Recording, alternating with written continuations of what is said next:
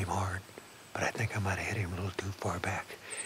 He seen me right at the last moment screwing around with the camera. It's 8:15, so I'm going to give him a lot of time to lay down. Oh, he was a good buck.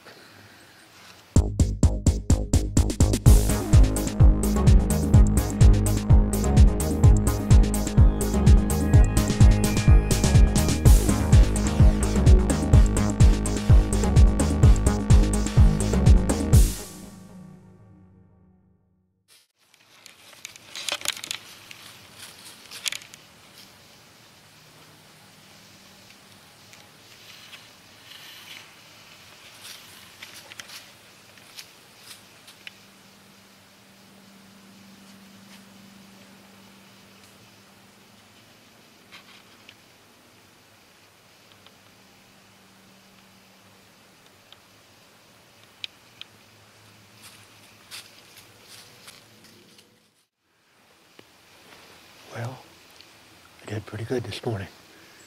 Really, really cold. November 12th. I left the cabin. It was like 14 degrees. I shot a turkey. It should be laying up there on that hill. You've seen that on video. There were two bucks.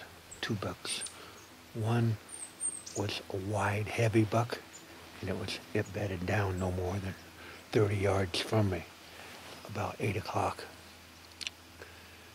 This other, it's a beautiful 8-pointer, came in from the west, and they were posturing up to fight, and I moved the camera a little bit to try to get it, on, and the camera's sort of Achilles heel when you're doing it yourself. Anyhow, he seen me, and then he was real tight to the tree, because that one doe was right under the tree. Anyhow, to make the story short, I shot him about 10 yards away, and I think I got a little too far back. Matter of fact, I know I got a little too far back. He was on the launch pad, and it was shoot or forget about it. So I'm going to give that deer some time to lay down. I know which way he went, and now time's on my side. Just wait it out and don't screw it up. What a morning. What a morning. There's the arrow shaft. It's got blood, and it looks like intestine on it all the way. So we're getting out of here as quietly as I can. That deer was standing right there. There's my tree stand right in the sun.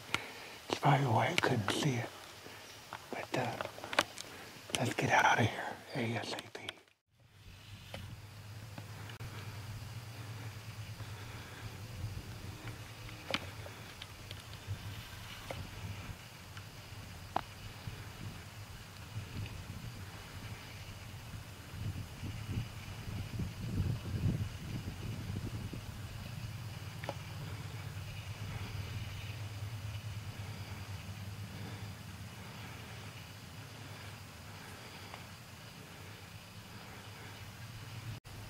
That was what you call fall madness.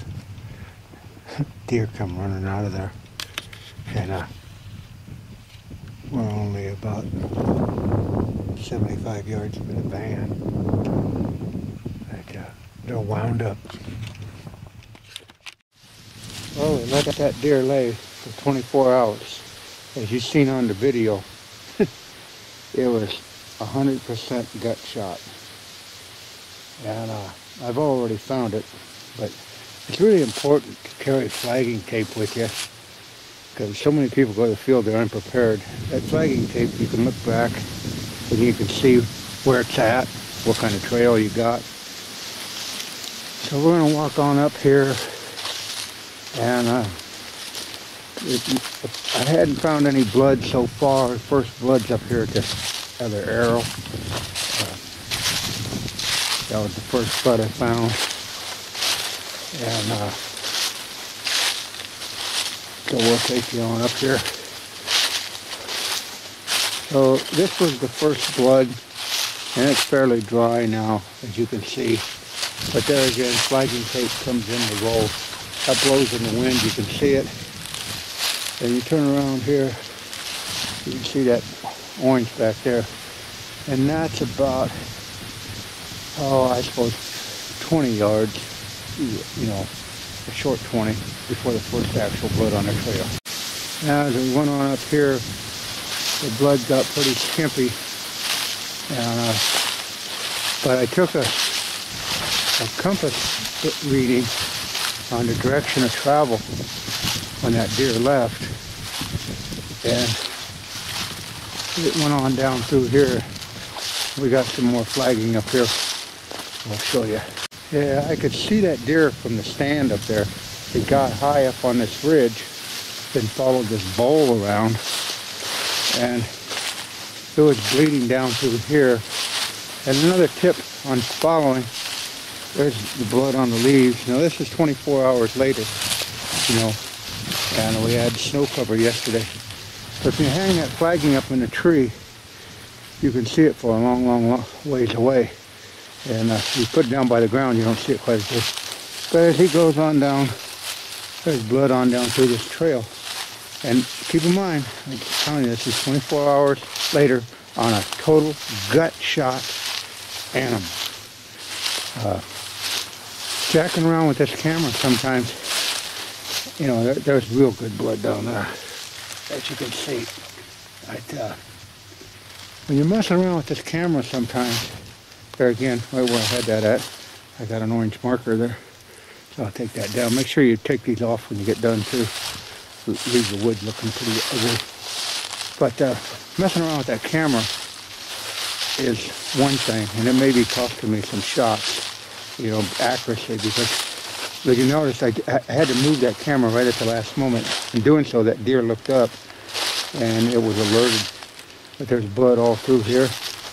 And here again, it's walking right on this ridge.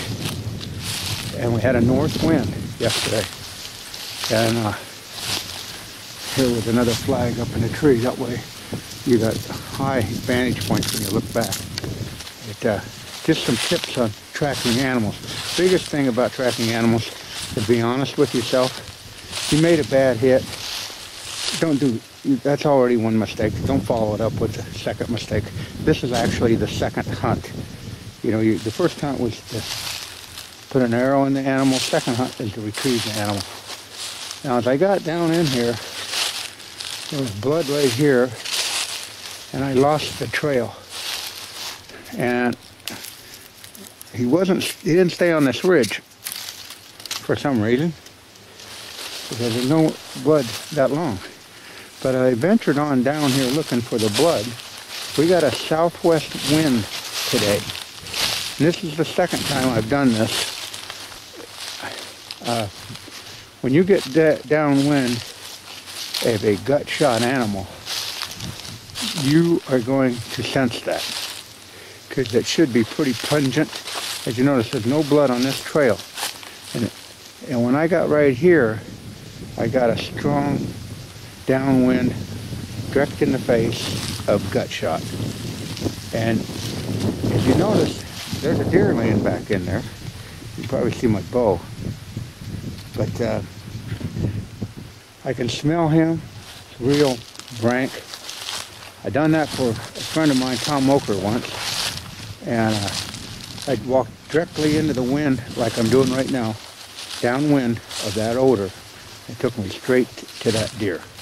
Because the way that deer is shadowed up right there, you may not even see him. He's got that shadow of that tree on him, and it could be pretty difficult, but you're not going to miss that smell. And it's pretty in your face. So, you can retrieve a gut shot animal if you go at it right.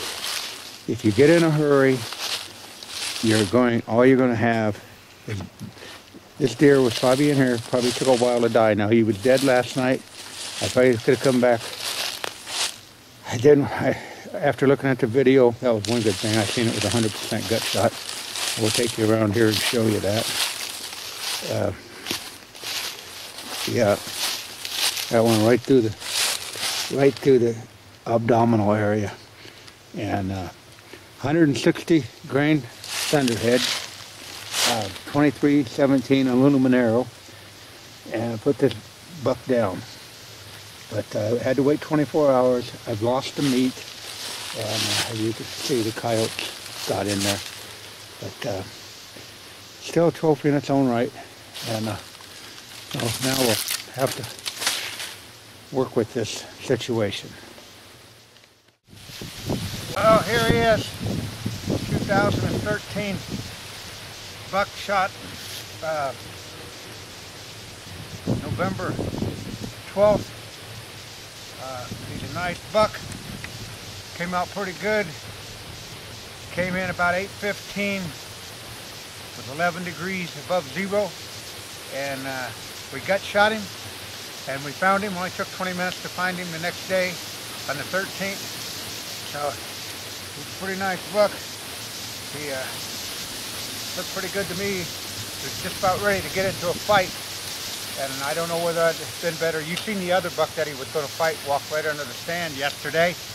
And so that's pretty nice. He about 20 and a half inch inside spread, about 22 inches outside spread. Pretty nice buck.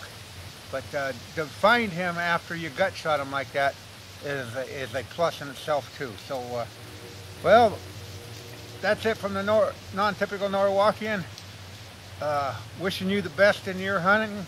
And you guys that have shot one, congratulations. You guys that haven't, keep on keeping on, because they're still out there. They're not in the whiner's pool, so don't get sucked into that. So that's it from the non-typical Norwalkian 2013 general deer hunt buck. There's the lungs that we autopsied, and they're perfectly in check. When we get home, we'll blow them up there, and I'll show you that. That deer would have went a long ways if you would have pushed it. Another thing, keep in mind, a hint from the non-typical Norwalkian.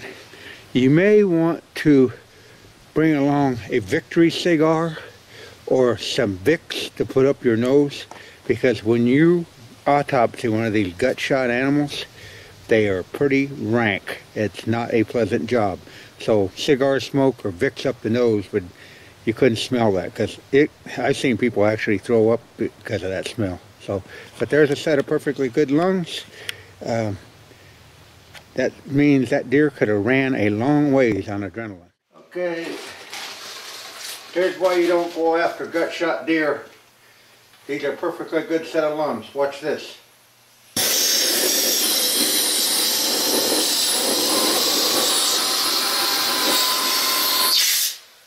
No holes in them lungs at all.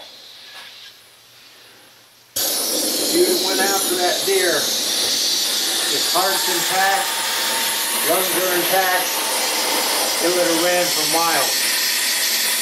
But that's the lungs out of that deer. Gut shot totally, perfectly good lungs. Nothing wrong at all. But they gotta, you know, so let them lay. There you go. Heart, lungs, perfectly intact.